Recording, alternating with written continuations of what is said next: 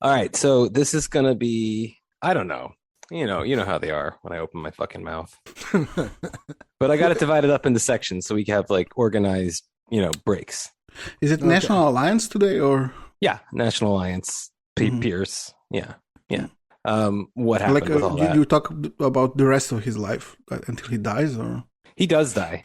Okay, Yeah. so cool. Why are you spoiling the ending? Hmm. He, like everyone else, dies. All right. Oh, I had this idea. Maybe I was going to play this as a cold open, but either way, we should listen to it just because it's funny. So Mike Wallace did this interview with Pierce, and I like I like how he does it. Check this out. I am trying to make head or tail of you as I sit. I'm trying to understand Dr. William Pierce. Attractive, interesting, well-educated, crackpot, nutcase. Well, I really don't think that I'm a crackpot or a nutcase. I think that I am a seeker of truth who feels a sense of responsibility to spread the truths that I discover to other people. Is William Pierce crazy? I wouldn't think William Pierce is crazy at all. Maybe crazy like a fox. I was thinking that. I'm crazy like a fox, and then have it like come in,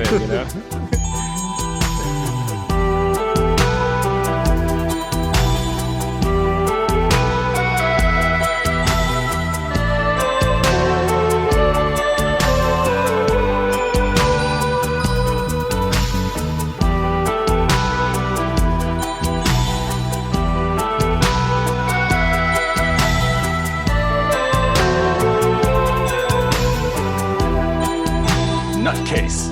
Crackpot. Awesome. I got some quotes for you too, by the way, today. So get your Ooh, fuck, I haven't practiced Pierce. just gotta sound like a total asshole. Crackpot. I don't think I'm a crackpot. I'm There you go, you revealing got it. truths. Okay. Yeah, little Dr. Evil, little Old South, all rolled up together. Yes. Yeah. All right, yeah, I'll start us off. Welcome back to The Empire Never Ended. This is Boris, and I'm joined here with Fritz and Hey. McVeigh. Jawohl. Hey, Willkommen. Yeah. We have I'm sitting next to my buddy here who's not going to be joining us, but we'll might hear him laughing. So it's not a laugh track. That's a We have a big live maybe. audience. That's a big maybe. We got Dr. Orletsky sitting next to us today. So we'll see where that goes. But Fritz, what do you got in store for us today? Well, since we're interested in having a good time, laughing it up today, having some yucks, I thought we'd finish off William Pierce's story and the whole National Alliance thing that happened, and a little religion, a little faith called Cosmotheism, which we're going to kind of open the Pandora's box of that today, but we're going to really get into it in the next episode on our Patreon page. Ooh. cool. Yeah, I'm selling early today. Yeah. Plug Got that. my wares out. All right. Yeah. So, let's kick it off, huh? Yeah, Mhm. let's do it. Finish up this fucking asshole, this evil man, just bad person overall. Not a fan. So I got like 5 parts to this one. It's probably going to be a bit long, but but the bonus is like once we do it, he's done. Yeah. That's it. Yep. You got him. You got everything you're going to want to know about Mr. William Luther Pierce. So let's start where we left off in the last episode we did, the last freebie, William Pierce's early life. And I think we stopped where the FBI stopped. Am I right? Okay. I think so.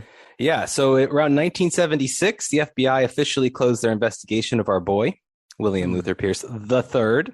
And this was, if you remember, of course, the only logical way to respond to a man who was selling incendiary devices and weapons to white supremacists, who was openly calling for the assassination of public figures, actresses, state officials, etc., man with ties to the Klan, the National States Rights Party, numerous key neo-Nazis, a guy who had, for some reason, access to NASA surplus equipment and who was publishing plans for making bombs and newspapers that you could buy, by the way, from news boxes in DC, and who was writing detailed fantasies about blowing up the FBI and nuking the Pentagon, and who has a weekly white power message where he urges people to arm up and start shooting people. That guy. That's the guy they closed the investigation on, like at his fucking height. You know, what's there to investigate? What's weird? We've talked about the FBI a bunch, especially in this last arc. And they're not your friends. No. And they are friends with a lot of these assholes. So yeah, seem pretty friendly with old Pierce here. Mm-hmm. So for any of you all,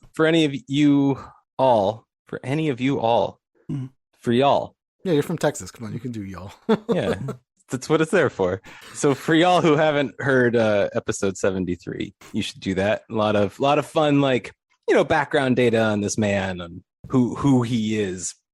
But generally, William Luther Pierce is, at the time this episode now picks up, a 43-year-old adult man who is working hard on his incel fantasy fash fic opus, The Turner Diaries, which we covered on our Patreon in our last episode, where he portrays himself as as Earl Turner, a handsome engineering genius whose, you know, Aryan secret army defeats the Jewish liberal system by nuking like the whole world pretty much and hanging all of the girls who didn't talk to him in high school. Totally grown-ass man did that. And also he took a failing fascist this is real life now, a failing fascist university club called the National Youth Alliance off of Willis Carto and Lou Byers, and turned it into the National Alliance in 1974, a neo-Nazi organization that I think is just about to turn 50. How about that? Yeah, good for them. He's also, if you don't know, a very competent engineer. He's a fully accredited physicist, all that kind of stuff. He's Dr. No. So let's pick up the story here in 76. So from the FBI reports, and take them as you will, it looks like things at the time they're about to close it down are kind of taking a dip for Pierce. People stopped coming to his rallies. They started costing him more money than they were worth. His weekly Sunday meetings that he was having started to thin out a little bit too. And Attack, for some reason, lost most of its boxes on K Street around this time. And then late in 76, Pierce gave a speech at a Sunday meeting to his dwindling congregation titled Our Cause. And I think this is sort of the, this is where his next chapter of his life is going to pick up, really, with this speech. He lays out the plan now. Okay. In short, Pierce, in Our Cause, announced that the Constitution is a defunct document and the fight for state sovereignty is just plain dumb. And his main gripe is with people whining about how the government isn't being fair and how people are being asked to empathize with one another. So, okay, on the latter point, I get, it's very much Pierce's character. Empathizing, it's not his thing. He can't do it. Doesn't even know what it is. No. But about the government not being fair and people whining about it, I mean, he's literally working on the Turner Diaries or finishing it essentially right now, which starts with the gun raids, right? Where the government is unfair to white people. And they get so mad at this that they nuke the entire world. But okay, all right, let's stop whining about how unfair the government is. Anyway, this is what he says about this whining. We didn't get bent out of shape over whether we were being fair to the Indians when we settled this country. True. We simply walked over them and kept moving west. We followed our instincts and used our heads and our resources and pushed the Indians out, even as our own generation laments all the bad things that our ancestors did to the Native Americans. We profit from the fact that our ancestors looked at things as they did and didn't sit around and moralize and stew over what they were doing. That's a good Pierce. You should feel bad about that. Yeah. I mean, this show does cook our brains in very specific ways. It really does. I mean, yes. Yeah. So mindless, ruthless expansionism. That's the idea here. Nice. So, Pierce also evident in this speech and also in the Turner Diaries, etc., really loves Birth of a Nation. I mean, he got a lot. Of course, Birth of a Nation. Yeah, and he's still ringing that bell here on stage, and it makes sense because if listeners who might remember, Pierce comes from this old South dispossessed gentry, you know. Right. Yeah. So, and he had a slave as a child. Yes. In like the 50s or the 40s or whatever. All right. So just like in Birth, just like in Birth of a Nation, he says that the problem with race in America began with the initial mistake to, if you remember, to bring black labor into America, to like allow black people to work in America, which is totally how that went down. That alone, of course, wasn't enough. If white people were less sentimental towards those suffering, they never would have abolished slavery in the first place. And essentially, black integration into society could have been contained just indefinitely by the institution of slavery. It would have solved everything. He says that all this sentimentality played into Jewish hands, specifically somehow, who made everybody horny all the time. So horny that people forgot things like their intuitive racial understanding that miscegenation and homosexuality are bad things. So I guess somehow they freed the slaves. I don't know. So what the Jews made people horny and sentimental. With porn and porn and I guess like Love Actually and stuff like that. Yeah. Right. Okay. That kind of thing. But guys, there is a way out. Don't you worry. Mm-hmm. The philosophical process on the path to racial identity exists. And Pierce has the following to say about it. This process has brought us to the verge of full understanding that we are, in fact, a part of the Creator. We are the manifestation and the substance by which the Creator, the whole of which we are an aspect, can continue its evolution towards self-realization. When we understand this, and when we heed the divine spark within us, then once again we can resume ascending the upward path that has led us from sub-man to man, and that can now lead us from man to Superman and beyond. We got the Creator now. He's feeling the religious vibe. That's a really good Pierce. Yeah, you got better without any practice at all. Yeah, really. Yeah, when we started this episode, I had really blocked that out of my mind because it'd been about a week since. It's in there forever. Yeah, unfortunately. Like James Mason, exactly right. Always there when you need him. Yes, indeed. They're not useful, marketable skills to have. I could do a James Mason. Some people pay you. I guess, yeah. So if this podcast ever breaks up, that's going to be on your resume at least. Can do James Mason. Can do William Pierce on command. So anyway, this whole thing about the Superman and all that, and the Creator and evolution and self-realization, he explains that this is why now he's going to be using like the life rune forever, which if you know anything about National Alliance, you recognize this rune. This is their symbol. They kind of like made it theirs. Yeah. It's like not quite a cross, like a crucifix, except that the two horizontal arms are pushed upwards into a kind of a Y. It's like it's a Y, or like an upside down peace symbol, if you want to think about it that way. Doesn't it have a line running up the middle? Yes, it does. Yeah. Well, anyway, if you see a picture of the National Alliance compound, which hasn't yet been built in the story, you will see this symbol like towering over the doorway of this like barn style church. Yeah. And this will become like the Cosmotheist church. We're not going to go too far into that in this episode because we have another one coming up about that. But it's a big part of like Pierce's trajectory. So I'll just give some like basics on Cosmotheism, maybe a tiny bit of its like publication history, and that should do it for Cosmotheism for this episode. But if you want the real dirt, pony up the dough.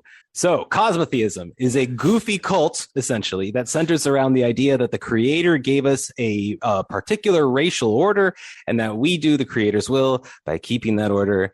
Guys, this is not new. No.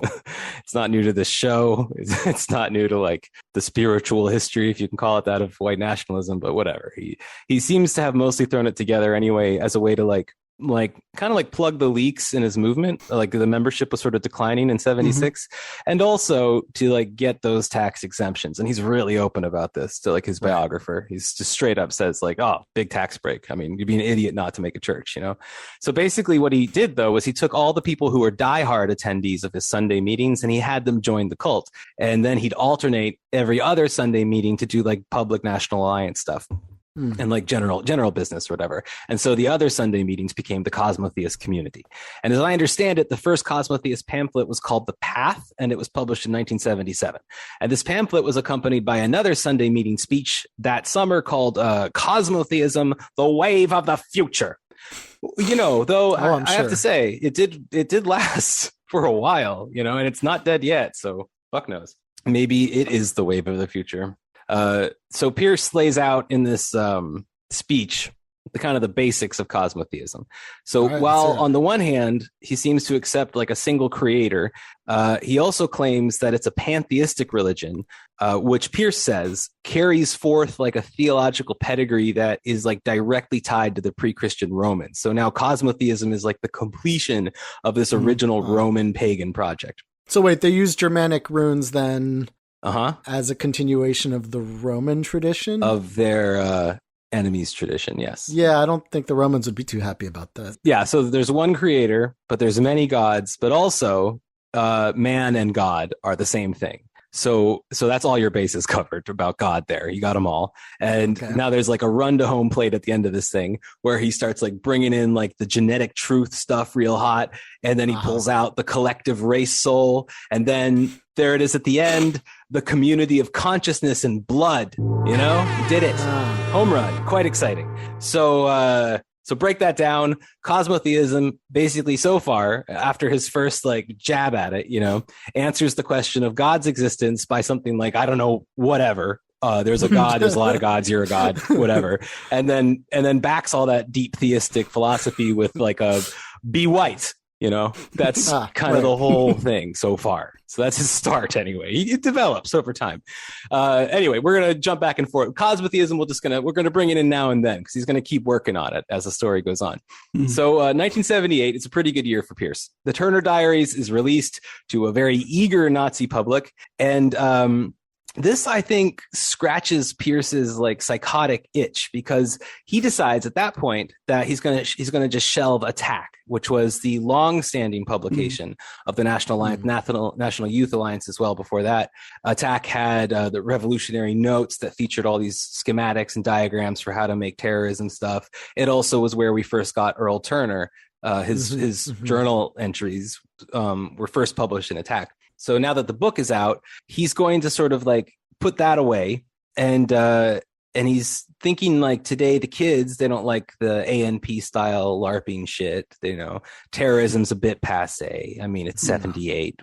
Everybody's done a terrorism at this point. So he's gonna make something called National Vanguard. And the cover of National Vanguard, I don't know about the first one, but at least like later issues will almost all feature like a classical artwork or sculpture as the cover. Right. So like the Turner Diaries is going to keep doing its thing. The Nazis are going to keep reading it, going crazier and crazier. So meanwhile, he's got the National Vanguard, which puts like a more acceptable face on the National Alliance. Like the first issue has some stuff about like some like Missouri soybean farmers who managed to like take back their beans from a federal bankruptcy court, something like that. And then some like Savitri Devi here and there. That's mostly what it's like. So meanwhile, the National Alliance finally loses its tax exempt status as a quote educational organization, which it had this whole time. But the Cosmotheist community is already underway. So Pierce appeals the IRS's decision while he continues getting his like wacky spiritual ducks in a row. So eager to get those tax breaks back, William Pierce writes his ontological theories into another Cosmotheist pamphlet that's called On Living Things in 79. And that happens to be, as a coincidence, the same year that Robert J. Matthews joins the National Alliance. So that's going to bring us to part 2. And I'm going to explain who Bob Matthews is. Any questions, comments, suggestions? I could comment on cosmotheism, but I won't because it's very stupid. Because it's disrespectful and I'm sure, to be prejudiced against someone else's religion.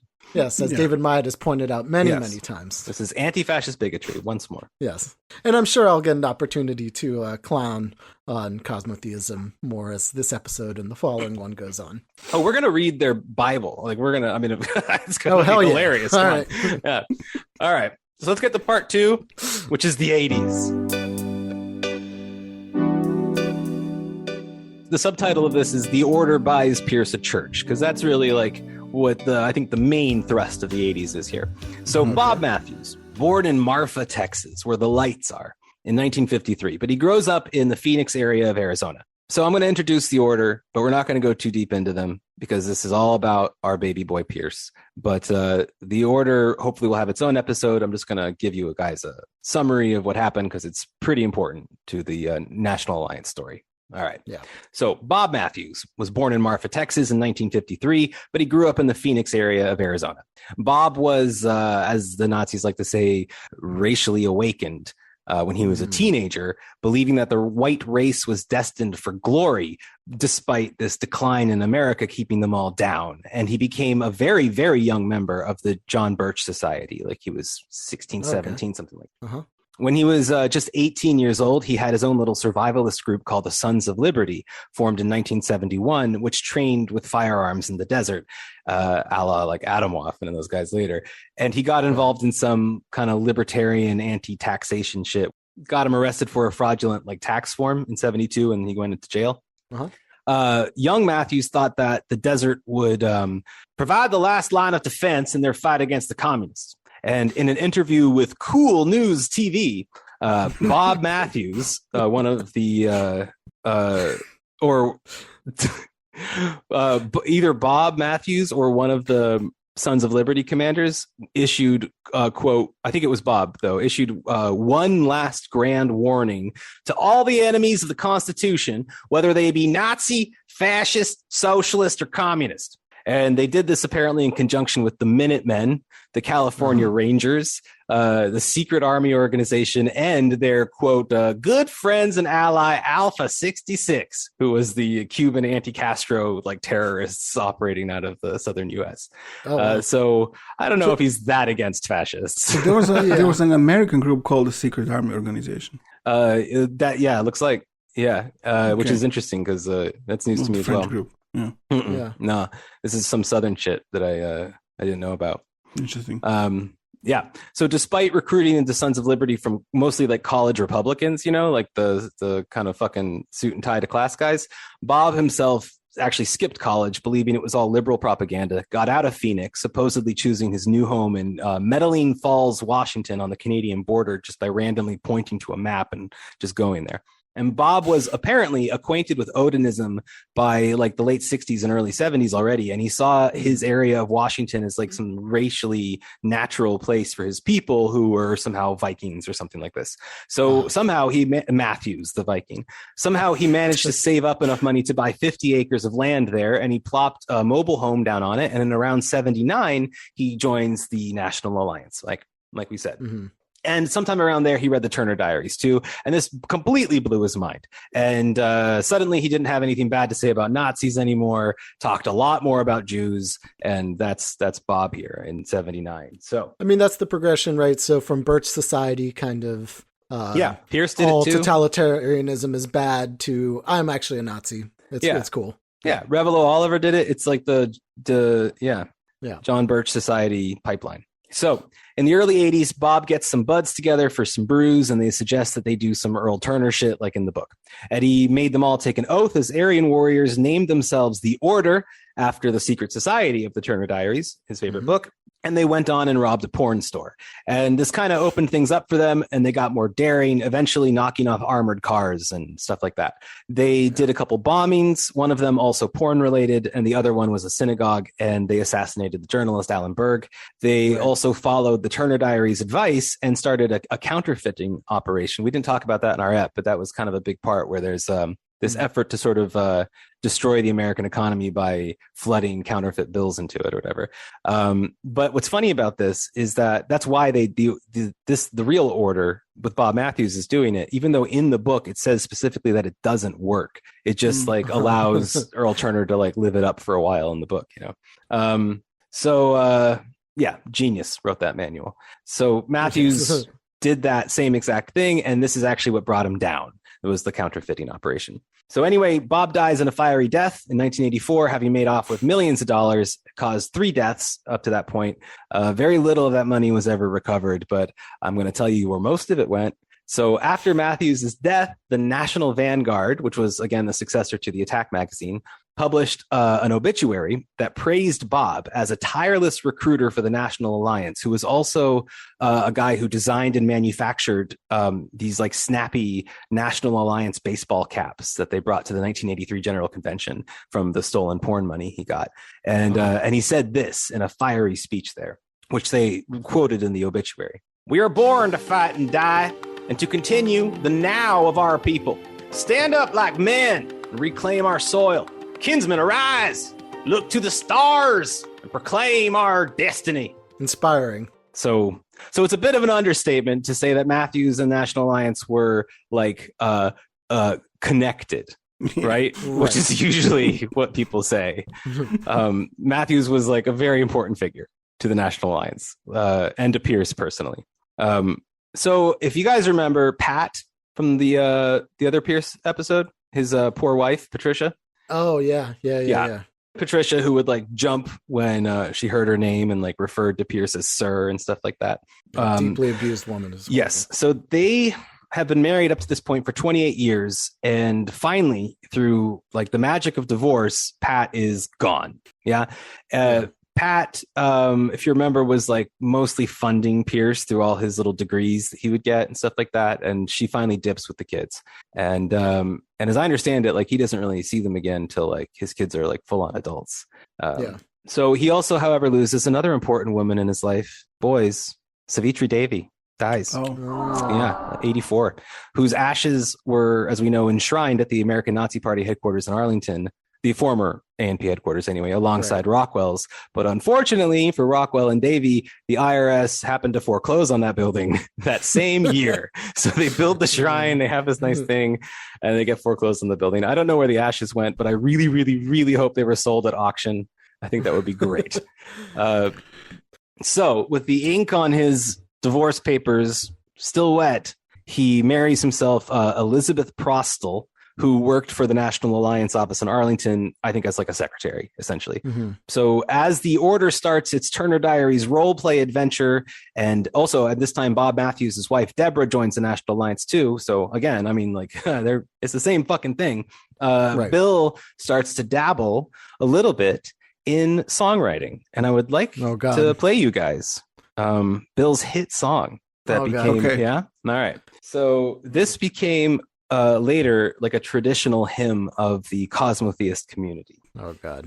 The name This is not going to be good. This is going to be bad. It will not be good. All right. This is from William Luther Pierce III, his hit track, Race of Beauty. Oh God.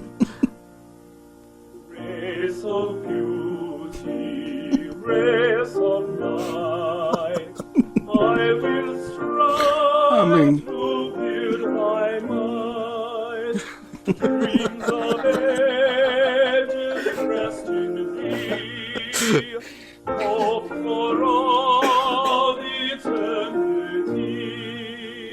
Starry heavens wait. I got more of this. How much you want? That is fine. Thank you. You sure? I can keep it going. Are you sure? All right. I mean, it's a hymn, right? It probably goes on for what, like fucking 7 minutes or something? Yes, that wasn't one full cycle yet. Yeah, it was enough. Yeah. So, by the way, is that him on the piano there? No. That is this recording happens a little bit later when the church is all set up and stuff. That was his next wife. Not the one he just married. Not the one he just married. The next one, playing piano there. Yeah. There's an amazing clip. We'll try to post it somewhere. I'll have to cut it up and post it. But amazing clip that when PBS did this documentary on Pierce, they essentially made like a music video for this song. It's awesome. It's awesome. All right. It's moving stuff. It's really riveting. Yes. Okay. Where the fuck are we? Writing the song. All right. So in 84, Pierce continues his development of the Cosmotheist theology with a pamphlet called On Society that outlines the future Cosmotheist society where the church and state are united in promotion of the 4 pillars, which are essentially family, the academy, the corpse of guardians, and the hierarchy. Wait, the corpse or the core?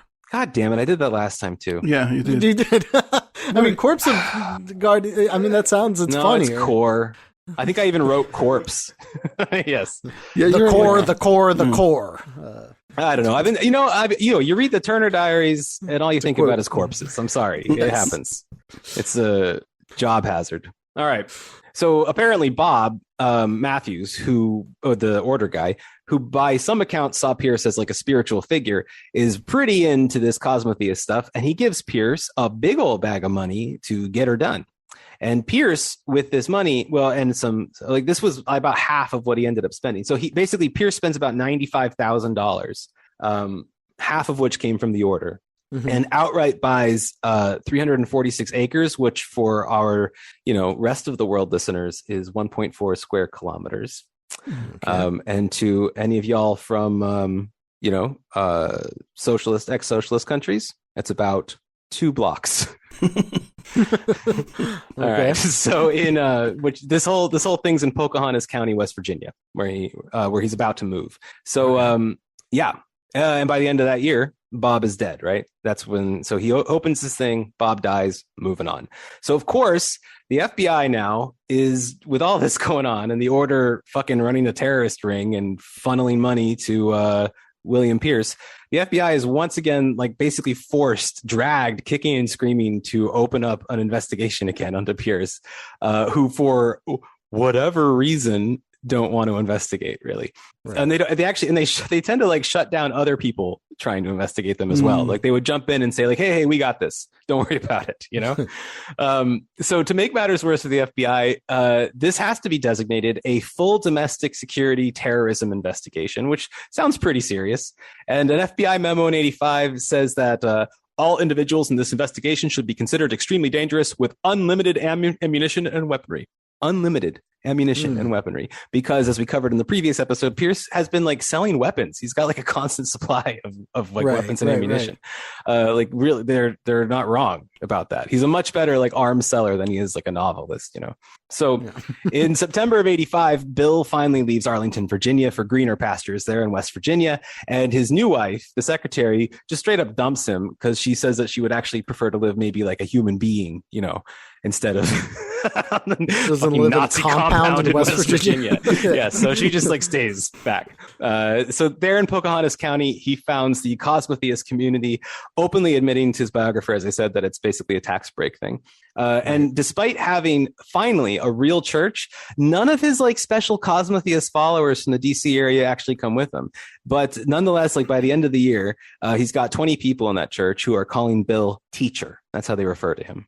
Teacher. At first, the plan is working pretty well. The IRS agrees to a blanket tax exemption for the Cosmotheist properties, which, as you remember, are pretty fucking huge. But following a really quick audit brought on by a lot of attention to this, the National Alliance ends up having to be fiscally responsible for all but about 60 acres, which is a quarter of a square kilometer, used specifically for the church.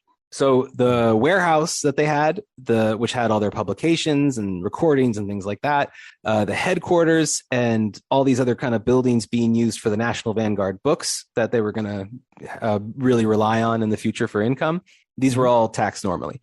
So my understanding here is that the National Alliance was now down to just those loyalists that were crazy enough to follow Pierce to West Virginia, right? Okay. When he's in DC, it's fairly easy, there's a lot of connecting trains there. You can, it's not hard to. You can be a weekend Nazi. Exactly right. Yeah. So imagine the people that followed him to the compound. Yeah. These guys are fucked. So, what happens is there's an interesting moment. I think I asked people in the first episode to remember stuff he was writing about radio transmitters and what to do with them. There's a lot of stuff in the Turner Diaries also that we didn't really talk about because it was boring as fuck about radio transmitters and how they work and what to do with them. And so, because that's what the book is like. That's why it's fucking endless. And so there's a TV station that was about to air a 5-part documentary in West Virginia, a local TV station, about the Klan involvement in West Virginia, with a special mention of Pierce and his Klan connections, as well as a little special on his Nazi compound there that he was building. So one night, a coordinated sabotage action is carried out at the station that involved one person scaling a building to cut a microwave system for a transmitter. and another cuts a satellite cable on the ground, like simultaneously. And the station manager said like it had to be done by someone who knew exactly what they were doing. He considered it a professional job that was probably the work of like an engineer, See like, what you're getting at there. yeah. So I mean, like, he's right at work though, I mean, I think Yeah. he's really like feeling it. He's gone out to the woods and he's doing it. You know what I mean? Yeah. He's living his best life now. So, and in that vein, we also get now wife number 3 coming into the picture, who is a Hungarian woman who is usually referred to as Olga. I don't know what her real first name is. I don't think that's it. That's how she calls herself to news cameras as well. But her last name is Skerlec, which is Hungarian, like Banush from Croatia, like ran the Bon there in the 19th century. I forget how it worked, but she claims this like noble heritage. Although, is it really nobility? You're like an administrator, right? I don't know. Yeah. Anyway, It's nobility. okay. That's how the show Well, works. all right. Well, okay. I mean, I think Pierce was more excited about that than Olga was. Olga does not seem present. Yeah. Well, Americans love any kind of connection to like old world shit like that. Oh, right. Yeah. So PBS, like I mentioned, did this documentary on Pierce, and Olga is featured heavily in this. And like I said, that's her playing the piano on the thing. She is quite a good soldier in this documentary, and she's like really towing the party line. But maybe let's, I just want to, it's a little bit out of sequence, but since we're talking about her, let's hear Olga. Okay. And also, yeah, we'll start with Olga. My name is Olga Pierce. I am Dr. William Pierce's wife, and I am Martha Agnes Keys. I am living here on a property about 3 years with a Cosmotheism community church, and I'm helping my husband with his work, with his correspondence, and I helping him doing other small chores, and Martha helping him mostly of the construction works. Fine, that's enough. You don't want to knock it in too far. That was Pierce instructing Marta on how to do construction work, how to nail a nail into a wall.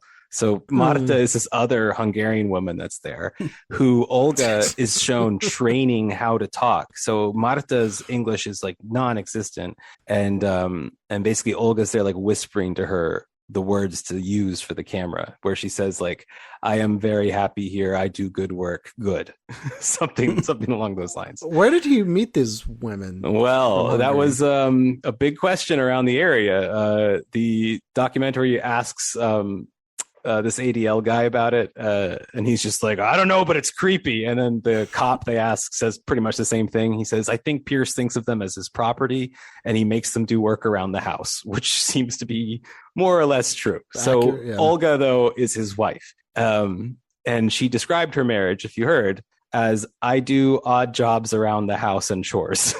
Yes. Yes. So there you go. Happy marriages all. So by September of 86, the National Alliance compound now is fully up and running, complete with a print shop, a computer center, and offices for doing fundraising work. However, downtown in West Virginia, in Pocahontas County, their efforts to open any bookshop were completely foiled on account of Pierce being a Nazi and nobody wanting to sell him or rent him a space. Nice. So, all right. Yes, right? Well done, Pocahontas County. So I think it's also Hillsborough is the town, right? Yes, he was. He was trying to open shit up in Hillsborough, and he couldn't find a space. Yeah, exactly right.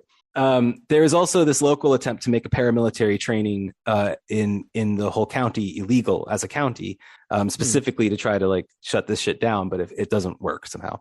So the FBI takes the occasion to begin an undercover operation inside the Cosmotheist community, which they call COSCOM, not to be confused with what the police do every day, which is called cosplay. But it doesn't take long for COSCOM to come up with some dirt on the community by literally digging around in the landfill. And they just pick up like a complete mailing list of every NA associate like ever that extends way beyond the USA. And it turns out like Pierce has been pretty popular kind of everywhere. And he's got contacts in South Africa and West Germany, England, Canada, Mexico, Norway, France, Switzerland, Spain, South America, which is not a country, Sweden, Italy, Australia, also Belgium, also Portugal, and also the Middle East. So webs extending out of this place. We're going to talk a bit about his international presence a little later, though. So wait, he throws all this shit in the trash. He has a fucking compound to like burn your shit. You wrote a fucking like terrorist manual. Look, you fucking throw your contact list in the trash. I am personally a little suspicious about this find. Like, because it's not the last time the FBI are going to find something extremely important in the landfill. You know, I mean, he could be that stupid. I don't know. Like, I don't know. We also know later, I'll talk about it a little bit, but maybe to keep in mind now, that one of the things that the National Alliance was supposedly successful at was having people in the police who would inform on the police to the National Alliance. And they supposedly were going really hard after agents in the FBI as well. Or it could have been like, they also say that they train all their members to give up information selectively because they know that the FBI is pretty happy about that. You know what I mean? Right. Like, you don't and really... it looks good for them to have this big, broad international network. Yeah. Right. Yeah. And if you find it in a dumpster, I mean, you know, you don't have to ask too many questions after that. You don't have to like say, who told me? You know, nobody told them. They found it in a dumpster. Okay, well, you know. That's what I think. I don't know. So my suspicion, either they're just dumping really important documents, like copies of documents they need for some reason in a landfill, or there's some under the table kind of stuff going on with the FBI and managing what gets put out. I don't know. You know, Pierce ain't dumb. I mean, he's like on a fundamental level, he's a complete fool, but he does think tactically. He does do that. All right.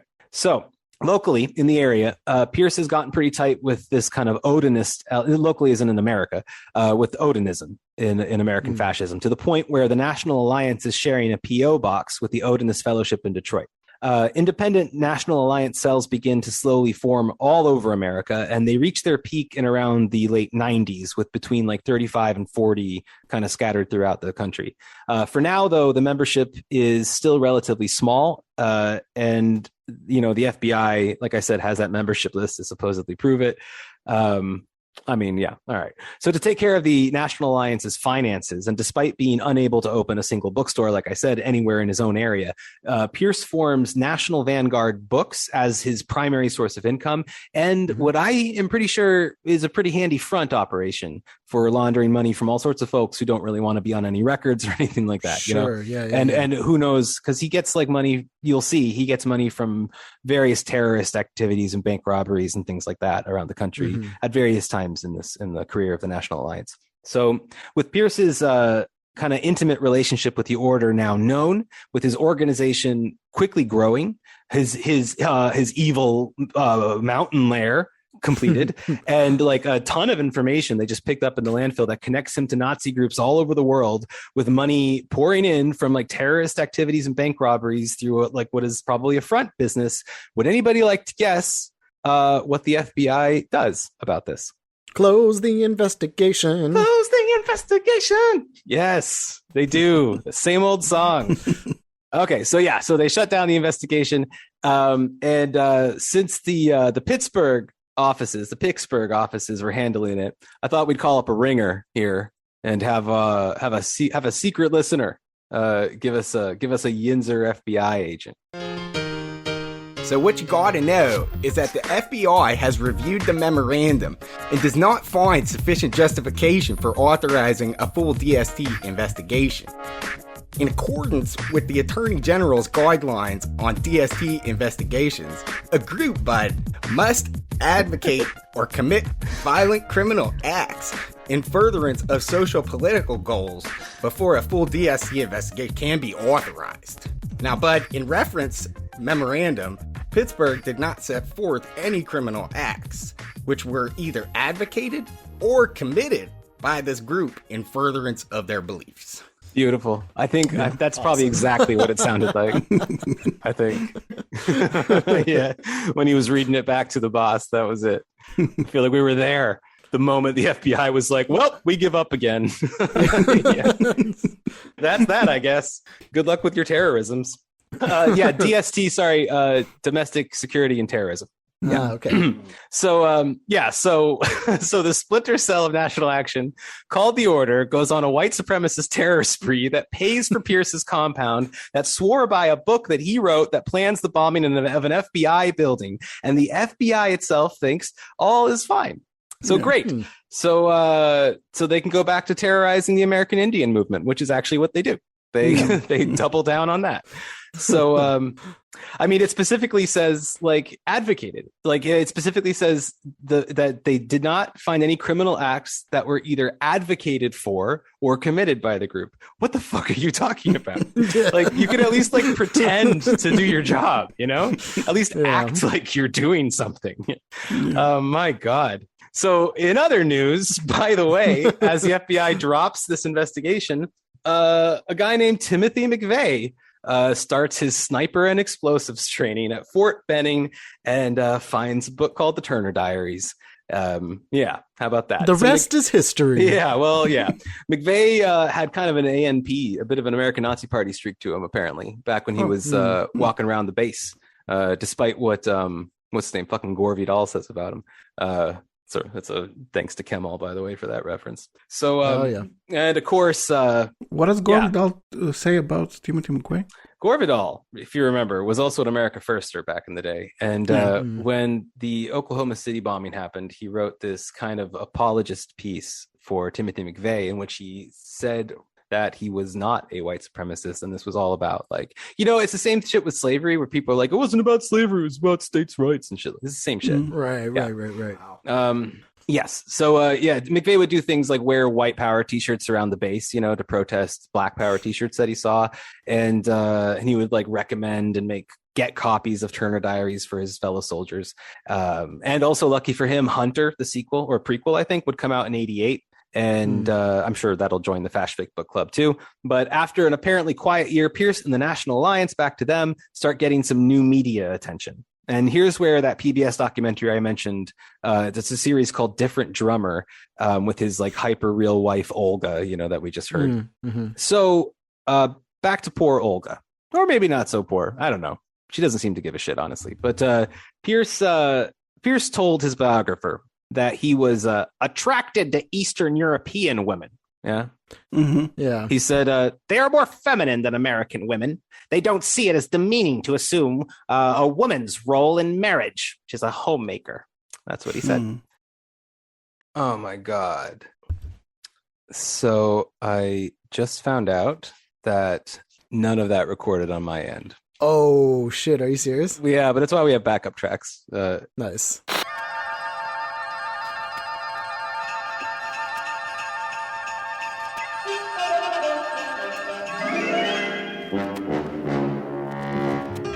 Okay. There's now a recording of me saying the Oklahoma City bombing just has to happen. We'll play that back for the FBI. It's okay. They'll just give up the investigation. That's true. You should just unmute your mic. Get in here. We will get some feedback, though. I mean, I already fucked up the recording. All bets are off now. There's no rules anymore. All right. So anyway, listeners, I realized that I hadn't been recording on my actual mic up to this point. I have since remedied the situation. Calm down. Everything's fine. Oh. Well, they would have, I guess, they would have heard something different. I don't know. Were you using a laptop mic or? No, I was using the Reaper thing. Didn't do the thing that I wanted it to do, and instead we just have the Zoom recording. But at least the mic was the good mic, no? Yes, yeah. Okay. Don't draw attention to the listener to our faults. We have to gaslight them and make it think that everything's okay and that they're wrong for thinking that, you know. Yes, yeah. Well, yeah. Why am I apologizing to the listener? Should be apologizing to me. That's right. Yeah. All right. So where the fuck were we? On Olga, right? Okay. Olga leaves. Pierce after, what is it, like a couple years, maybe. And she Good for dips her. out to California for her next like great adventure. And I would love to know what happened to her. I hope she has like a great time in California and became like an actress or something. Yeah, I'm imagining like a Baywatch, like this is what, like 1990. Yeah, like some kind of like, 2 cameo or something, on Baywatch like, yeah. or something. Yeah, something like that. That'd be pretty cool. Good for her. So he immediately marries another Hungarian woman whose name is Zsuzsana, but whose last name he fucking never bothered to learn. He never knew her maiden name. What a fucking shithead. Yes, and so now Pierce says he meets Zsuzsi by placing an ad in a Hungarian women's magazine. And if you're ready to feel a little depressed, this is from Pierce's biographer. He says, "He was very impressed with both the number and caliber of the people who answered his ad. They were university professors and medical doctors and engineers," Pierce noted. "And these were attractive women too," he said. Sue had been a teacher in a technical high school before she came to this country to be with Pierce. Knowing Pierce, that is a horribly tragic biography. Yeah. Yeah. It's like the worst outcome for her. But not just her, but like she was just one of the many out there who were answering ads. These women who had like educations and training, like imagine the fucking horror, So this is a very fucked up time, obviously, to be Hungarian for one. But anyway, that's what brings us to the early 90s. Which I also call, this is part 3 now, the early 90s, which I like to call the Tim and Eric awful show, bad job, because we got a Tim and an Eric here that are central to the story. So Tim being McVeigh? Hey, you got one of them. The other one I don't think you're going to get. The other Eric is like pretty unique to this episode, I would say. Okay, so, the other Eric, I sent you a picture of the other Eric. The guy that I said thought looked like Jesus. a Balkan lobster, and Ray just said looks like a normal... Yeah. A normal Hugo dude, Yeah. Yeah, it's wearing like a tracksuit or something. Yes, full tracksuit, just his face. So anyway, that's Eric. We'll get to him. So in 1991, Pierce goes back to his old days with the white power telephone message system. He ran back for the ANP and all that. And he starts a radio program called American Dissident Voices, which is a weekly program. And as time goes on, various stations will host it, as well as like shortwave broadcasters by like local supporters and stuff like that. I don't know where he got these numbers from, but the estimate that I heard, I don't know if this is from Pierce or from the ADL or something, but the estimate is that American Dissident Voices got to about 100,000 people worldwide at its height. And if you were keen to, you could pay $40 a year to Pierce and receive the scripts from the programs once a month. And the idea for the radio show came from a guy named Kevin Strom, who will be a big deal later on. He is...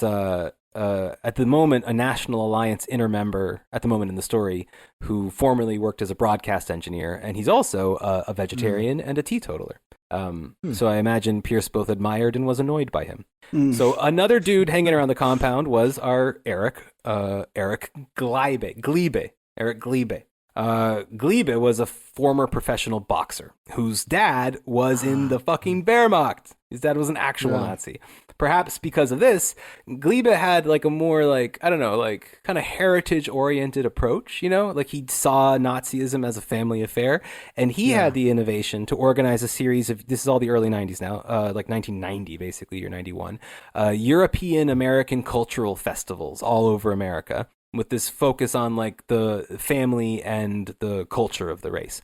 And and I think this is actually where the National Vanguard started like putting all those Greek sculptures on their covers, because that was like his thing. And I think he ended up becoming the lead editor of the National Vanguard. So the idea is you could like, get those normies in through the back door this way. And this move probably came at a pretty good time, though, strategically as well, because Pierce's former rival, who turned ally at some point, who we know very well, we call him Dick Butt, but his real name is Richard Butler of the Aryan Nations. This guy's about to be in the news because some feds tried to turn one of his like Christian Identity Church's newest followers, like a guy who wasn't even a follower, he just kind of showed up like a couple times. And and the feds try to turn him into an agent. And this guy's name is Randy Weaver. And so Weaver responds to this by heading out to his cabin on Ruby Ridge and arming up, starting this like 11-day siege, resulting in the deaths of his son and his wife at the hands of this FBI sniper. And that same sniper, incidentally, would also be in Waco in '93. And Timothy McVeigh notices all of this. So Timothy McVeigh is like, I bring up the Ruby Ridge siege because this is not only bringing extra amounts of attention on like the white nationalist movement as a whole, but also at the time, like Pierce did have a close alliance with Dick Butt. So he's, you know, he's trying to like present this image of like a cultural movement. Meanwhile, you know, there's like standoffs in the woods with people that live in places very much like William Pierce at this point lives. So, right. Yeah, Ruby Ridge was very important. Yeah, to those guys back in massive the day. FBI fuck up, just massive on all ends. So Timothy McVeigh, by the way, when this is going on, he's like fresh out of the army at this point with like tons of medals, honorably discharged, and he's like bragging to people about decapitating Iraqis with cannons, and he says he executed prisoners in the Gulf War and shit like that. That's what he's saying to people. So around 92, and a little closer to home, began a spree of bank robberies from the Aryan Republican Army led by a guy named Peter Langan. So the ARA were also admirers of the order and Bob Matthews, and they also had the Turner Diaries as required reading for their members. So this is also like kind of, you know, I mean, again, like good timing for Pierce to go cultural, you know. So it's not so Kevin Strom and Pierce bring this like family-friendly, culturally minded look to the National Alliance. And incidentally, though, some of the money from these Aryan Republican Army robberies did end up going to McVeigh, supposedly. Okay. So he's not. I mean, that really, I don't know. Like you get McVeigh's often like the quintessential lone wolf, you know, guy. But there does seem to have been movement connections beyond just like friendships and stuff. So, but I think that's kind of an allegedly. I'm not sure if that's been proven. So Langan, also the guy who led the ARA, he's got an interesting kind of prologue, or rather afterward, rather. So after he was caught and imprisoned in '96, Peter announced that he was himself, in fact, a woman named Donna, and Donna had even, I think before that, renounced her racist past completely and like was trying, you know, doing her like converting Nazis thing, and actually ended up winning legal battles in 2014 that allowed her to be transferred, her and other women to be transferred to women's prisons, you know, from men's prisons. Yeah. And she also did like a bunch of organizing later against Trump's anti-trans positions and stuff like that. So yeah, interesting postscript for her. So while National Alliance is pretending to be this cultural institution, McVeigh is reportedly telling friends in Michigan that the army put a microchip in his brain now, and they were making him repay $1,058 that they said they overpaid him. And actually, one of those stories is completely true. The microchip? The microchip one, yes. McVeigh also quits the NRA for being too weak on gun rights. And then in 1993, the ATF siege of the Branch Davidian compound in Waco, Texas, that results in 86 deaths with that same FBI sniper. McVeigh was there, like on the scene with his truck to show support before the fires began. And he told a student reporter on the scene this. He said, the government is afraid of the guns people have because they have to have control of the people at all times. Once you take away their guns, you can do anything to the people. You give them an inch, they take a mile. I believe we are slowly turning into a socialist government. The government is continually growing bigger and more powerful, and the people need to prepare to defend themselves against government control. That's what he says. Very, I mean, anybody, you know, now that we did the Turner Diaries, like, bing, bing, bing, like, you know, all these, like, little alarm bells going off. You got, like, the fear of the gun raids coming, you know, and, like, the people having to rise up now to take back control, etc.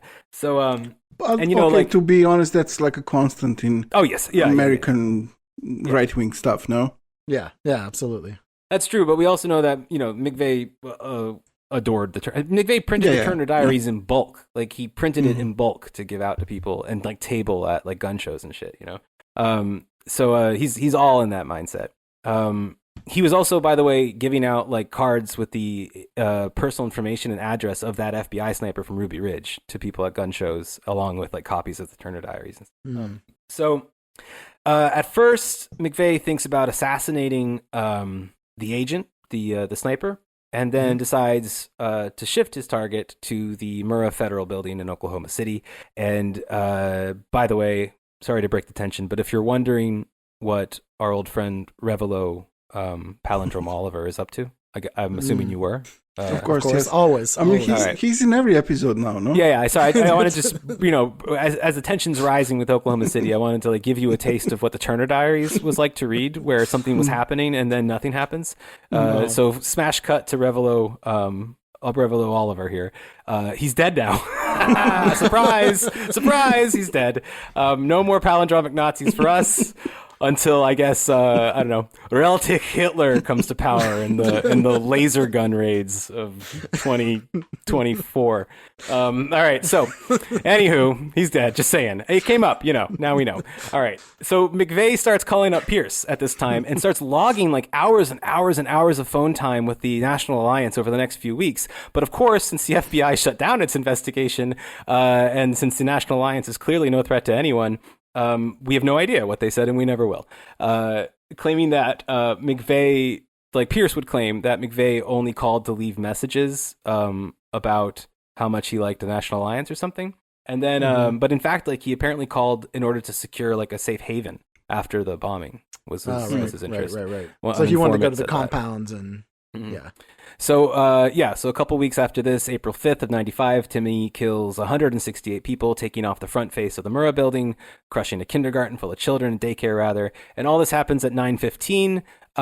In the Turner Diaries, it's 9:05. And more or less, it's the same general outline of the book, but some of the ingredients are a little bit different. Some of the way he's hooked it up were a bit different. So this is enough for Pierce to be and actually get away with this in court, saying shit this obviously had nothing to do with me.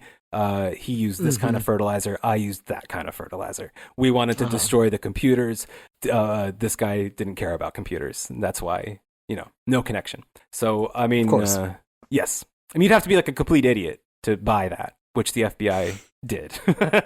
So sometimes I feel white terrorism, though, is to the FBI what Al Qaeda was to the CIA. It comes back around. So what did Billy Boy himself think about the bombings? Well, let's have our in-house William Pierce handle this one. If one is waging war against the government, civilians are going to be killed. But you have to look at the bigger picture. Let's say you are trying to save our whole race, as Earl Turner was in the Turner Diaries. You know that there are necessarily going to be casualties in the process of doing that, including a lot of innocent people who didn't want to get involved on either side of the conflict. Under a circumstance like that, if it were part of a war, then a bombing of the Oklahoma City sort is morally justified. And if McVeigh was throwing a single punch to send a message, then its moral justification is debatable. You might well say that this was an overly expensive message in that case. Yeah. Don't worry, though. Earl Turner, William Pierce, does feel sad, like Turner often did when he was hanging, 19-year-old girls. He did feel sad that he says anyway that in this incident it cost the lives of a bunch of kids, but not just any kids. I feel as sorry as anyone else if a little white kid gets killed in one of these things.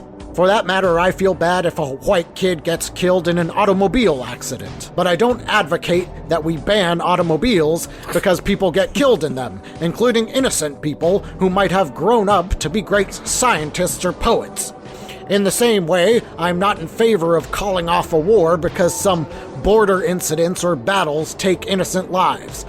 Actually, the sooner the war to save our people takes place, the better. Because even more innocent lives will be lost if we wait. The sooner such a war, the cleaner it will be. It is going to be a mess later on. Yeah, very empathetic. I think that's probably the first time I ever heard somebody respond to hey, genocide and race war are terrible, with cars kill people too. Yeah. He's like a backwards Ralph Nader, instead of using auto accidents to for seatbelts, he uses it to promote race war, It's no worse than a fucking highway. Yeah. So that's part 3, and we only have 2 left. We're gonna get now into the late 90s. part 4, and we'll finish it up with the really absurd downfall of the National Alliance, which does still exist, but barely. So part 4. They restarted it, no? Like it was almost basically gone, and then I'll get into that. It's a ridiculous, fucking stupid story. It could be its own episode. It's so meaningless and empty as far as facts and knowledge go that we probably shouldn't. We'll do it here. We might run a little bit over, but I think it's worth it. All right. So late 90s, new millennium. That's where we are now.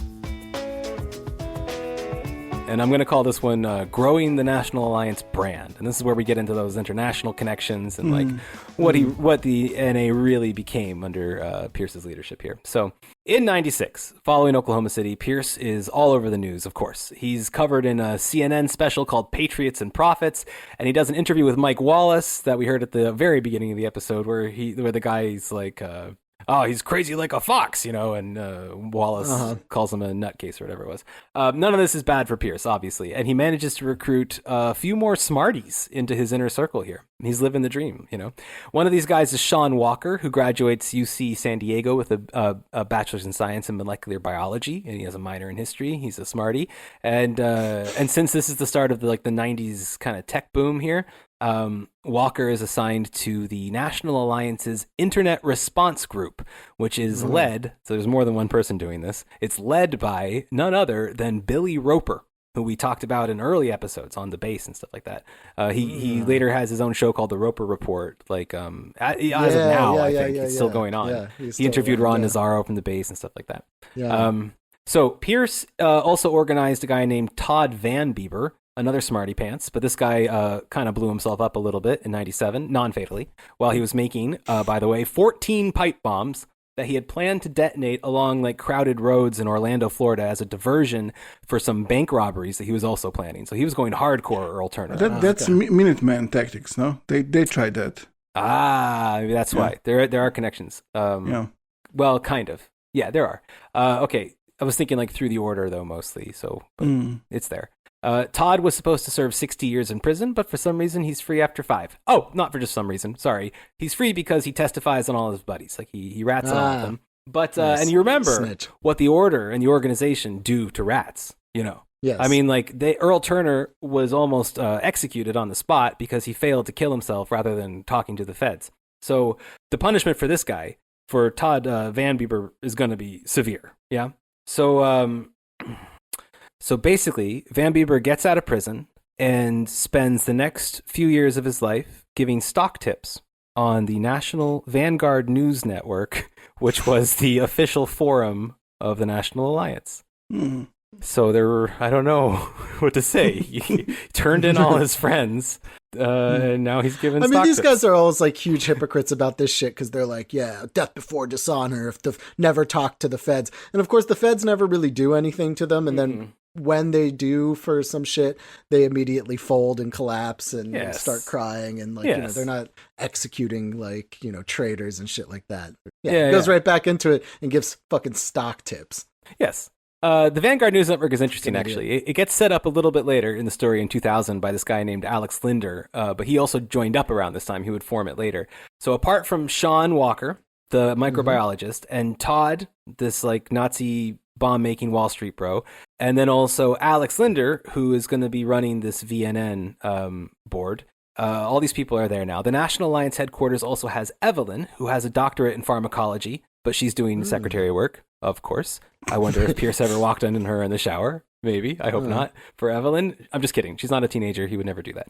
And Bob, with a doctorate in marketing, is also there. Bob. So, and he's there doing marketing. So the pharmacologist is doing secretary stuff. The guy who studied marketing is doing marketing. After 30 years, Pierce's dream now of being surrounded by Nazis with degrees is finally true. He's got it. Everybody around him is so smart. And so good for him. In 98, Pierce is now mostly dedicated to this American Dissident Voices radio show that I mentioned, and he could be heard around this time to formulate his own version of the Great Replacement thesis, which has yet to really taken hold at the time in the U.S. Not like it is now. It's fucking everywhere now. But the proper term, of course, comes from this guy named Renaud Camus in France in 96.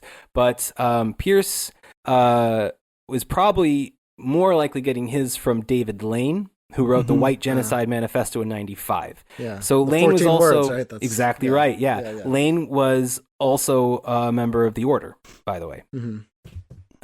He's the 14 words guy. We must secure the existence of our people and a future for white children, if you don't know. Yeah. And by the way, Lane was also briefly in John Birch Society, like the rest of these people. So everyone was, no? Yeah.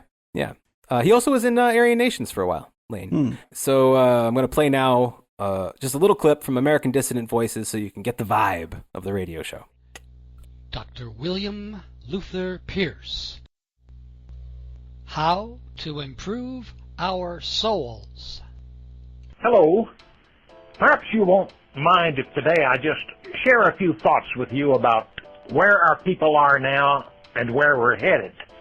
The clearest indicator that we have a very serious problem is in our people themselves. The young boys who wear backward baseball caps and baggy shorts and ape black speech and manners because they've been watching MTV and believe that it's cool to dress and behave like blacks. Then there are the college girls who slavishly follow every fashion in attire and grooming, no matter how ugly or silly, and every fashion in ideas, no matter how foolish or destructive. What's cool or fashionable or smart for our young people is whatever the Jews of Hollywood or Madison Avenue dream up and present to them in a slick and glitzy package. Okay, so now let's talk about Pierce as the internationalist Aryan. All right, Ray, this is for you. You've been asking, and I provide. Thanks. So, as early as 1997, Pierce is in very close contact with the what are they called? The National Democratic Party. Yeah, I think they have NP in Germany, right? In Germany, Yeah. yes. Yeah. And he also, of course, with the BNP in the UK. So the National Democratic Party, I don't know too much about, but I understand at least this, that it was co-founded by apparently an agent of MI6, which is now apparently common knowledge, named Adolf von Thaden. They also got a guy in European Parliament. I know that in 2014. It's like a legitimate functioning party with representation and stuff. So I guess they're pretty old, long-lived Nazis. Yeah. Oh, and they were founded like right after the war, weren't they? Like no, there's some other party. I think the 60s. In the 60s, they were founded. Yeah, right after the war was the Socialist Reich Party. Yes. Then, okay. Yeah. All right. Well, later arc. But anyway, he's got a little German connection there. The BNP connection is pretty strong. The British National Party, we got into them, of course, in earlier episodes, but they've been, sniffing around Arc 3 a lot lately. I think they've been trying to get in, so let's just let them in. So as far back as the 1980s, the National Alliance actually had an English chapter in the UK run by a guy named Stephen Brady, who had close ties to the Ulsters in Northern Ireland. And in 1993, it was not uncommon to see actual National Alliance stickers with the rune and everything around London. And also, by the way, the National Alliance can be credited, Pierce, in fact, can be credited for making like racial mongrelization a talking point in the UK at the time. It became like a buzzword for Nazis for a really long time following Pierce's visit to the UK. Another English fascist named Mark Cotterill, who was a former National Action and BNP, he actually moved to the US to start this like kind of crypto-fascist group called the Council of Conservative Citizens, which had a lot of NA people coming in and out of it. Totally Nazis. Yeah. They also had representation in the American Parliament. I mean, the English had like the KKK in the 90s, which is pretty bizarre. That's bizarre. So Cotterill had a very close relationship with William Pierce and Kevin Strom. That was the vegetarian broadcast engineer guy that produced Pierce's radio show.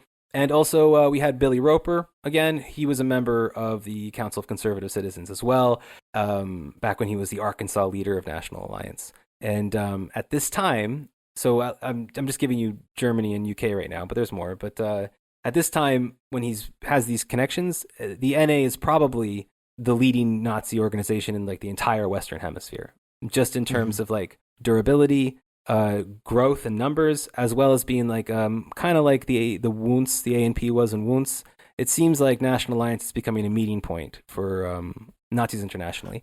Well, they're also generating a lot of money, right? I mean, that's true. If I'm not mistaken, like they were pretty successful. Yeah. So for reasons unclear to me, though, Pierce did not vibe with the National Front in France. He didn't really make strong inroads there. He had like independent National Alliance followers apparently in France, but he wasn't allied with Le Pen or anything. Mm-hmm. But in 1998 in Thessaloniki, there was like a secret meeting of Nazis called, a very shady council on an island out there, I guess. So 150 people from various countries gathered secretly to talk about the future of fascism. Do you know about this? This was apparently some conference in 98. I don't know. So in Greece, William Luther Pierce was the keynote speaker here, who was invited personally by Golden Dawn. So from there, Pierce traveled, like right after this, he goes to Augsburg in Germany to meet both with French and German neo-Nazis. This is also 98. He also, even before this, had built a very strong base with Hungarian Nazis, which lasted, like NA maintained this relationship. Resistance Records, who we'll talk about in a second, had a strong relationship with like some Hungarian bands and stuff. And also, of course, all his future wives come from there, more or less. Well, the next two anyway. And speaking of Hungarians, Zsuzsi, again, the latest wife, now she escapes in like mid-96, and she goes to Florida. So everybody's ending up pretty fine. Like one went to California, one goes to Florida. And so I guess he got bored of having to watch the dishes pile up that he doesn't know how to do. So he orders himself another, like literally like mail order bride, a very sad girl named Irena, who is not Hungarian, but is from one of Central Europe's like Slavic countries. I'm not sure which one. So Irena is wife number 5 now. Number 5. She is kind of like, if you know Persephone, the myth at all. And you know, she's like very sad because her husband is this cold, heartless, like stone-faced monster. That's what happens now. This is the real life version of Persephone in Hades. So she marries Bill a month after moving to West Virginia to this like underworld of his, and refers to her husband throughout their marriage as Dr. Pierce. She was an art teacher back home, and her unframed paintings were like kind of scattered haphazardly hung around different walls in the compound, in the National Alliance compound in West Virginia there. And Bill fucking hates that she does art and tells her this. And he won't let her, he doesn't allow her to sell her paintings downtown at like little crafts markets, saying that she needs to focus on her domestic responsibilities. And when Irena begged Pierce for a TV so that she could like keep her mind distracted from this hell she moved into, Bill refuses to let her have one because he says it'll make her lazy. Meanwhile, the only TV in the compound is in his personal office. So it turns out that the Eastern European women that he says are very submissive and want to, you know, do nothing but obey their husbands and housework. Turns out, hey, that's not true, because guess what? They're not fucking robots like all Nazis seem to think. Yes. Yeah, 2 now have left him immediately, one after the other. And this one is just so deeply, deeply depressed all the time because, like, she is a thinking person. She was an art teacher. She would, like, read her letters from her students and cry, you know, read them over and over again and talk about the letters. And her English was like very, very poor. It's unlikely that Pierce and her had ever even had a conversation. And although Bill would take her to a movie every once in a while. And Irena, though, was so afraid that because she thought that, you know, Pierce being in this Nazi terror shit surrounded by like freaks is going to get got someday. So she would be strapped all the time herself out of terror, you know? Wow. And so when Pierce's biographer, who was staying with them, finally picked up his stuff to leave when he was married to Irena, Irena said this to him. She said, "Thank you so much for coming. I am so lonely," with Pierce standing right next to her, like grimacing. So that was poor Irena's story. But in 1999, don't worry, William Pierce dies soon of a horribly painful cancer. So in 1999, there's a happy ending, is what I'm saying. Stay with us. It gets light real soon. So in 99, Pierce buys Resistance Records. One nation, one race, one vote, one baby. Which is like the best move he ever made. It's an extremely popular white supremacist record label that he actually first got involved with a few years before to kind of like get them going, you know?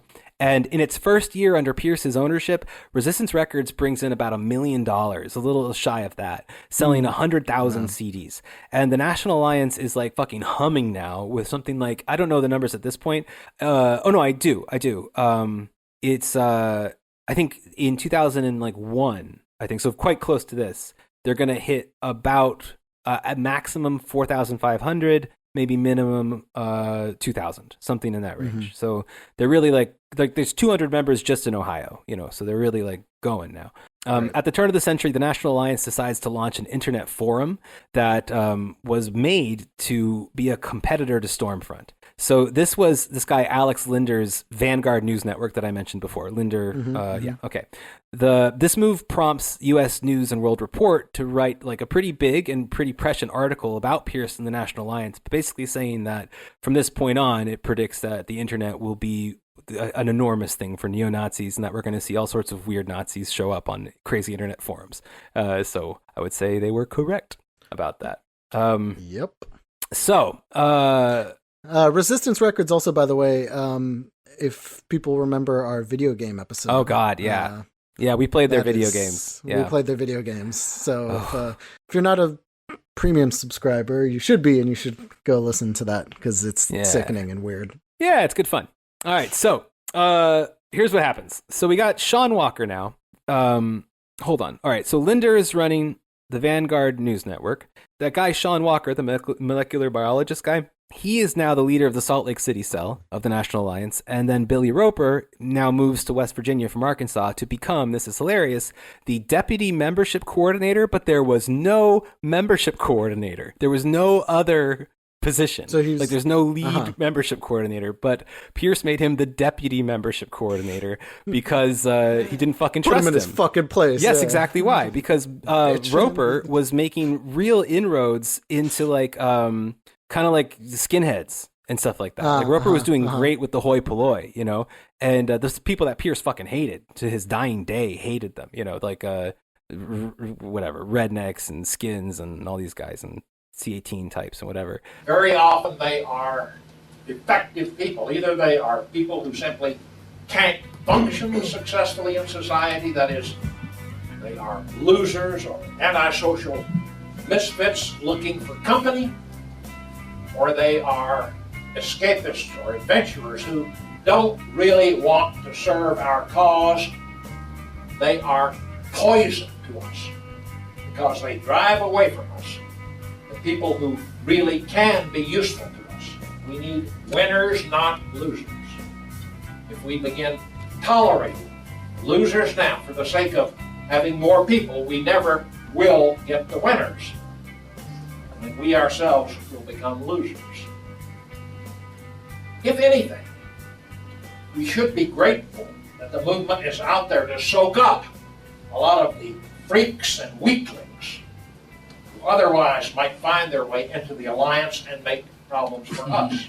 Yeah, so he puts Roper in his place, exactly. Already in April of 2000 now, the LA Times is reporting that Pierce made Resistance Magazine, which is the publication of Resistance Records, the Rolling Stone of the racist music scene. And they point out that for every CD that Pierce sells, which is at their standard price, do you remember what it was? How much $14.88. $14.88, that's correct. They make about $12 in profit on each CD, and they ask none other than Michael Moynihan, of Blood Axis, what he thinks about Resistance Records. Would any Ray, you're a fan of Moynihan's. Okay. What do you think he says about Resistance Records? Well, I don't know. He probably said it's an interesting phenomenon or something like that. Because I don't know. Because he's a Nazi, but he doesn't want to seem like a complete overt Nazi. He wants to be seen as an intellectual who is interested in the phenomenon in some way and thinks it points to interesting things. So I don't know. Maybe he said it's great. I don't know. I think your instinct earlier was more correct. He said this. It will never have mass appeal. The number one reason is that the musical quality is usually lacking. I don't think most people who listen to music as an art form are going to get excited about being yelled at with slogans. That's what Moynihan said. Yeah. But turns out he was wrong. Resistance Records brought National Alliance 1,500 new members in the first year of its purchase. and which was like a 50% increase apparently over what Pierce had called a decade of completely flat numbers. So that's where we hit their height. So around between 2,000 and 4,500. So I think it's worth saying that, like, while this is like pretty big, you know, for a Nazi group in this period, I was thinking like it doesn't really hold a candle to some of the guys in the 30s. You remember? Like the numbers that they were able to pull, like that was insane what they could do back then. Yeah, so like tens of thousands of. Yeah. So I mean, it's nice to see that, you know, despite all these successes, it's still like a fraction of what people had to deal with before, you know. Yeah. So we're getting pretty close to the end here. We're gonna have to break up. We're gonna get into the infighting, and that'll be the end. But meanwhile, we're still here in the turn of the millennia. So while the FBI is completely loath, as we know, to reopen any cases on William Pierce, they do open a file on resistance records, and you can learn some things about Pierce from those. So between some like dry notes about Pierce complaining on his radio show about the movie Save the Last Dance, apparently he talked about it a lot, about how it promoted race mixing and shit like that. Pierce, though, also seems to have been following his own advice in the Turner Diaries and getting busy in the military. So not him personally, but, you know, getting things organized there.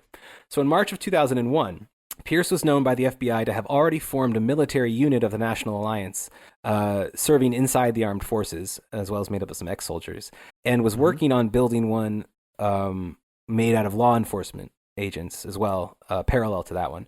And Pierce was apparently sending like audio tapes and flyers to all these federal, state, and local agents, and also prison guards in like attempts to bring them in. And apparently this was somewhat successful because the FBI reports that winter in 2001 that Matt Hale of the World Church of the Creator and the National Alliance had an official kind of intelligence sharing agreement between each other, built from information that they each get from their own spies and the police. And Hale also at times writes for Resistance magazine, urging Nazis to become lawyers and stuff. So the attack on the World Trade Center in 2001 was a big deal to the National Alliance. I mean, they really, really, really loved it. And minutes after the Twin Towers fell, Billy Roper gets on the National Alliance internal messages and sends this to all the members. The enemy of our enemies, for now at least, are friends. We may not want them marrying our daughters, just as they wouldn't want us marrying theirs. That is definitely true. You don't want Billy Roper marrying your daughter. We may not want them in our societies, just as they would not want us in theirs. Why does he never ask us about this? Why doesn't he ask us if we want him in our society? Why? It's preferential treatment. It's unfair. But anyone who is willing to drive a plane into a building to kill Jews is all right by me. I wish our members had half as much testicular fortitude. So, luckily for us, though, Pierce is just about dead. So this whole time, you'll be happy to know that stomach and kidney cancer were eating him alive, and Pierce refuses treatment at all times, you know, his stubborn bastard way. Yeah. Because Jewish doctors, right? Probably, I'm surely. Yeah. Why? No, it was. His son writes about me. that. Oh, really? Okay. Yeah, great. So he dies out of anti-Semitism literally kills him. Yeah. Yes. He dies on July 23rd. Idiot. It's a great ending, finally, you know? Dies on July 23rd, 2002, at the age of 68, even though he looked like he was like 1,000 years old. I mean, he already looked 68 when he was like 30, you know? Yeah. So just before kicking the bucket, though, Pierce publishes the first neo-Nazi 3D video game called Ethnic Cleansing that Boris mentioned that we did try to cover on our short but terrible list of Resistance Record video games that broke my brain. That's episode 58, by the way, Patreon episode. He couldn't have, I mean, like, I'm going to reset up my joke. I mean, he couldn't have died a year earlier. You know? Save us the trouble of all that shit. Oh, I hate him so much. So at this point, in the last 5 years, there had been numerous murders, bomb plots, weapons, manufacturing rings, that actually resulted in like multiple arrests that were all either directly inspired by or connected to William Pierce and the National Alliance. And all of this was basically in front of the FBI. So that's the end of William Pierce, and now a brief epilogue on what happened to these poor freaks when he died. Okay. And I'm calling this Chapter 5, Fearless, the Decline of the National Alliance. So we're just going to pound right through. All right. Let's review, though, really quick, the lore a little bit before we get to the Game of Thrones shit that goes on here.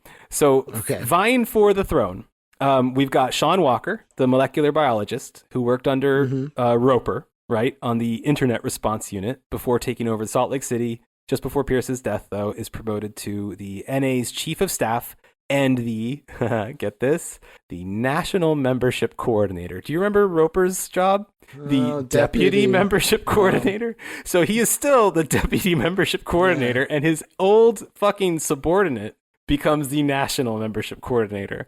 Damn. Yes. So in this, like, beautiful last petty act on his deathbed, this is what Pierce does. Fucks with Billy Roper. So you've also have like Alex Linder, the moderator of the National Vanguard News Forum, who certainly at this time feels like a boss of the internet Nazis. Like he's kind of their king. People fucking love him, idolize him, actually, the people on this forum. Alex Linder is a very well-known name on that part of the world. So then you had this former boxer, son of the actual Nazi we mentioned, Erich Gliebe. Gliebe was made the actual National Alliance Führer after Bill's death. So he picked up the mantle. Okay. Though his reign would be very strange, very dumb. Despite looking like this like mafia dropout, Gliebe was an absolute Aryan elitist, just like Pierce. Like he looks like a fucking thug, skinhead weirdo, but he would, like Pierce would, constantly insult skinheads and Klansmen and these people. So he loses all of those people who were still being kind of ignored by Pierce, but they were still with him because Pierce is legendary. They now have no reason to stick around anymore with Eric in charge, and they all go to Roper, who moves back to Arkansas to start White Revolution and basically like invent the bulk right. So he's got his own, thing going on now. So Roper's gone, Glebe is in charge. Sean Walker, the biologist, obviously already bored with this kind of ivory tower attitude of Gliebe. He starts doing his own thing too. He's still in the National Alliance. He's not going to give up his sweet role as the membership coordinator, But he starts like picking fights in bars in Salt Lake City, Utah, like very brutal fights against non-whites. So he'll go to a bar, start a fight, and beat people up. So the next year, Alex Linder, the moderator guy, gets completely disgusted with National Alliance's failure, Glebe's failure, to fund another member's legal defense for a weapons charge. So this member was a hammerskin named Chester Dulles, and Linder managed to raise $80,000 to hire him, the former U.S. representative and friend of the Council of Conservative Citizens, to be man's lawyer. His name was fucking, oh my God, why didn't I write it down? I'll just, fuck. Oh, it's so important. He was a fucking U.S. rep. You'll know his name for sure. He was super famous. He was like a Trent Lott's buddy. Oh, damn. Yeah. I'll just search for... Oh, there we go. Okay. Yeah. Okay. So he raises all this money to hire U.S. Representative Bob Barr. I don't know if you remember. Oh, yeah, Bob Barr from yeah, back in the day. So Bob Barr at the time was like an ex-representative, and now he's this like Hammerskins lawyer hired by the fucking Vanguard News Network, Lovely guy. $80,000 for this. So this huge display puts him in conflict with Gliebe and the NA leadership. And so as moderator of the Vanguard News Network, he turns the whole thing with his powers into a sort of like internal movement criticism. The forum becomes this. And it makes it even more famous because all these Nazis can now come to his forum and talk shit about other Nazis without getting banned, because they were getting banned on Stormfront. So they come here. So Vanguard News Network is where all the Nazis that were too shitty for Stormfront went. This is like Stormfront's leftovers. Imagine the quality of person. Yeah. We're going to talk about a couple of them really briefly, but oh my God, terrible people. So, and also like Linder just talks endless shit about Stormfront all the time. He thought Stormfront was always trying to act too classy. Not Nazi enough, Stormfront. So Chester Dole, the guy, his wife, Teresa, she wrote a poem before William Pierce died. And this poem was published like first page of National Vanguard with like a photo of Pierce that looked so much like Pierce is dead. Like it looks like an obituary because he always looks dead anyway. And there's like a poem in italics next to it as though he died. And it's called In Honor of William Pierce. Pierce is not yet dead when she writes this, right? All right. So a little sample of Teresa's poem. There's a man I never met. His words I'll never forget. The world is full of crime and corruption. We are headed for self-destruction. We took the blacks and set them free. Now we cry, why do they rape me? They steal our white children in the night. Then they kill them without a fight. We stand by and we cry as we watch our race die. Just really top quality poetry there. Woo, buddy. Is... First page, full honors, picture and everything. So that's, yeah. So the devotion from this Hammerskin family to Pierce, you know? So when Pierce dies, that's over. This whole thing with Dole rubbed the Hammerskins the wrong way. And so now we have a situation where the official form of the National Alliance, right? The Vanguard News Network, rather, is like basically riling up Hammerskins against the National Alliance, which is amazing to me. This is their internal propaganda outlet. So eventually the Hammerskins banned the National Alliance from tabling at Hammerfest, which is a huge blow because that was really important, though, financially for Resistance Magazine and Resistance Records, you know? Like this is not Hammerfest. No, they lost Hammerfest. We lost Hammerfest. Yeah. So things are going really shittily. So this is a huge blow. It really does hurt them, though. So under Glebe's leadership, the NA membership drops immediately from this like between 2,000 to 5,000 number to only about 800 people all over the country. Immediately. Record sales drop from 50,000 a month to 7,000 a month. And meanwhile, it comes out that Glebe is asking Stormfront founder Don Black to delete any critical comments made on his page about his leadership. And like apparently he's paying money to Don Black to like take his side and things and shit. So this is year 2003. The year Kevin Strom opens the official National Vanguard website. So not to be confused with the forum. All right. So the idea, I think, of the website, because Kevin is allied still with Glebe here. Kevin opens the website, I think, to move people off of the forum, but it does not work at all. The website is still useless pretty much today. It's ridiculous. You should honestly visit it. It's really stupid. Glebe promotes Walker to chief operations officer, and together, Sean Walker, and together they run what's left of the NA into the ground. So a watch group reports at the time that they were beset by allegations of financial improprieties, moral lassitude, and general incompetence. So they were Nazis. And the articles are also circulating saying that Glebe and Walker, this is internal articles circulating, that they are the true enemies of the National Alliance. So National Alliance members hate these fucking people. Okay. In 2005, Kevin Strom, the website guy, the editor for National Vanguard magazine, circulates an open petition against Glebe. So Glebe, feeling betrayed, fires one of his last allies left, Kevin. So Kevin, in response, takes a bunch of National Alliance leaders and members and starts his own group called National Vanguard. Now, the paper is called National Vanguard. The website is called National Vanguard. So Kevin just takes those two and goes off and starts his own movement. So in this like rare moment of self-reflection, Glebe steps down from leadership a couple days after that and then goes and gets himself in some like scandal involving strippers and National Alliance money.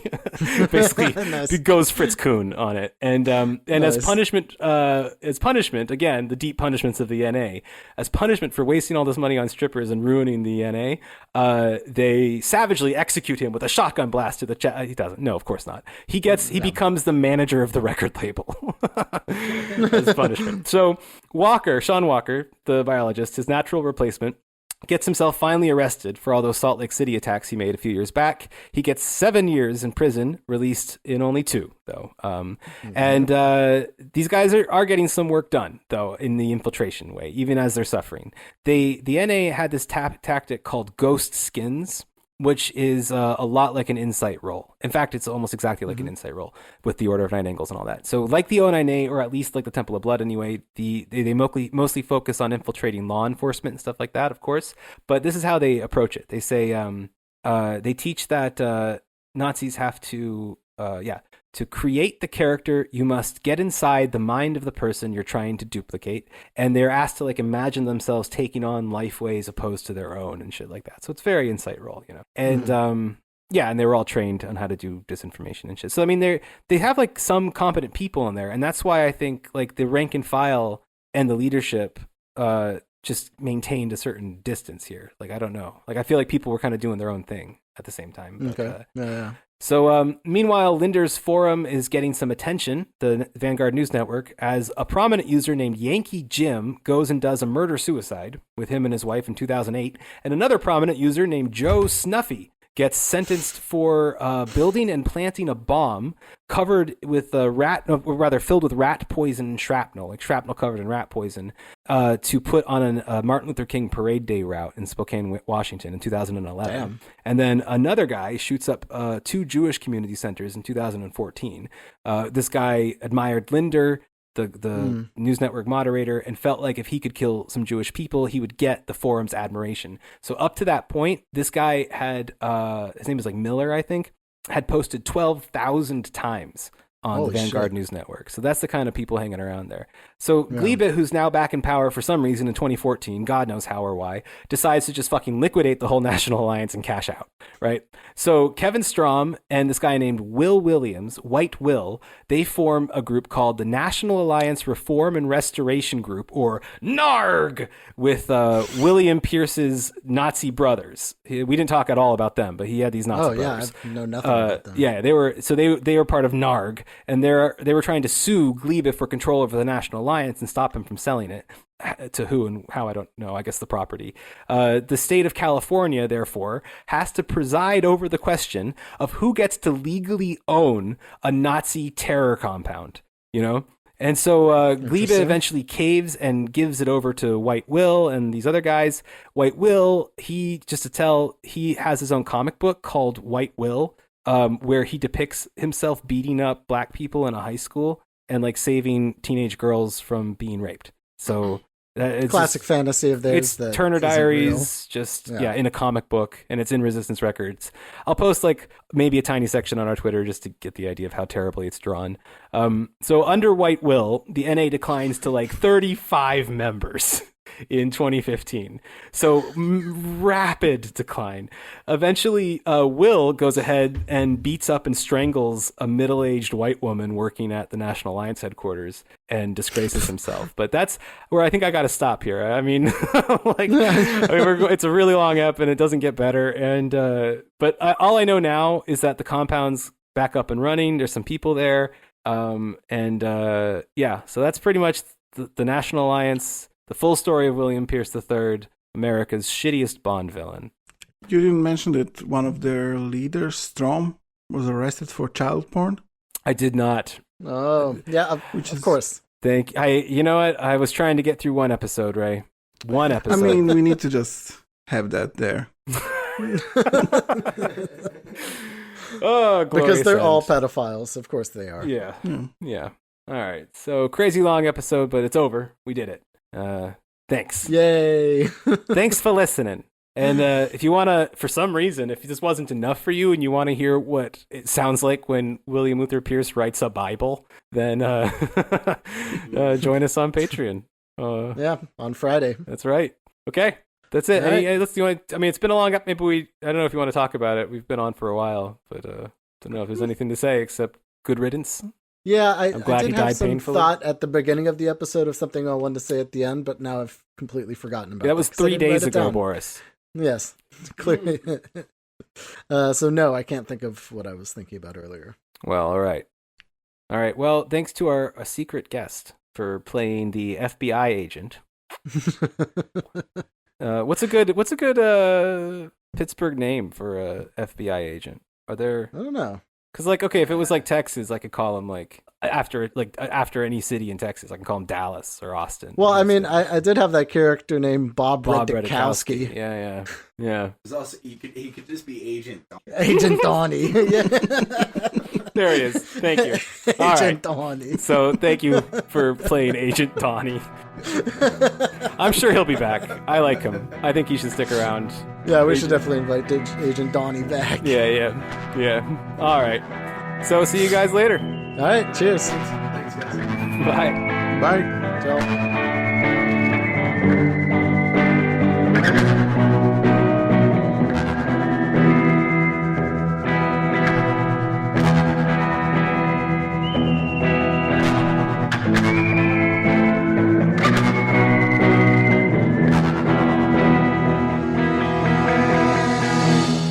Hey there, Fritz here from The Empire Never Ended.